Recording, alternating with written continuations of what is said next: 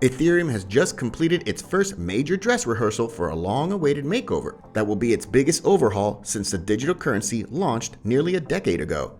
Cryptocurrencies like Ethereum and Bitcoin are often criticized for the mining process to generate new coins. Both currently use a so-called proof-of-work mining model, which involves complex mathematical equations that a large number of machines struggle to solve. In today's video, we'll talk about Ethereum's most important upgrade ever. But before we get into the video, make sure you subscribe to our channel and press that bell icon to never miss an update.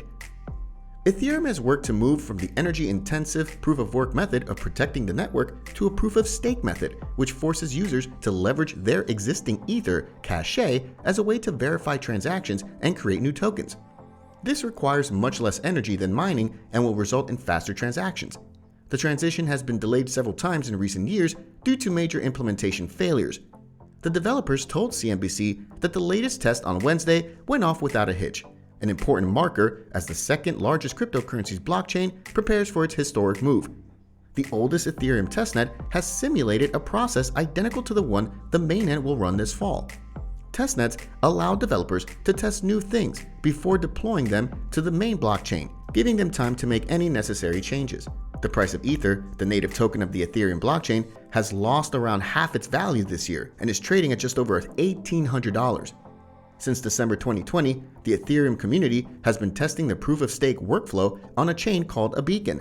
The beacon chain works alongside the existing proof-of-work chain and already has human validators processing new blocks. Wednesday's exercise showed that the proof-of-stake validation process significantly reduces the energy required to verify a block of transactions, and also showed that the merge process works. Ethereum protocol developer coordinator Tim Baiko agreed, adding that the network is now stable. However, he noted that the test found a few known minor issues and that developers will spend the next few days fixing them before discussing next steps at the all-core devs call this Friday. We knew that there would be a lot of technical work to address things like the increased centralization that we see in other proof-of-stake systems, Baiko told CNBC. We've achieved that with the beacon chain. Baiko told CNBC that the original proposal required validators to hold 1,500 Ether, a stake worth about $2.7 million, to use the system.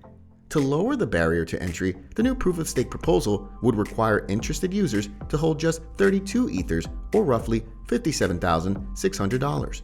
The developers simulated the merge with testnets to pressure test the workflow and code. On Wednesday, Ethereum's oldest testnet, known as Ropsten, which closely mirrors the mainnet, successfully merged its proof-of-work execution layer with the proof-of-stake beacon chain. This was the first dry run of the process that the mainnet will go through later this fall. All should go according to plan. Baiko said that testing the merger allows developers to ensure that software running the Ethereum protocol is stable and everything built on top of the network is ready for the transition. He called Wednesday's trial an instantaneous smooth rollout and said, "I can see it happening in the same way for mainnet." More rehearsals are expected to happen on testnets called Goerli and Sepolia, giving developers additional opportunities to see what could go wrong before the official show. With each testnet, we expect the code to get closer to what will be used on the Ethereum mainnet, Baiko said. We're looking for less and less friction. Hopefully, the minor issues we saw today will be resolved by the time we update the next testnet. That's all for today. Let us know your views in the comments section below, and don't forget to like this video before leaving. Thanks for watching.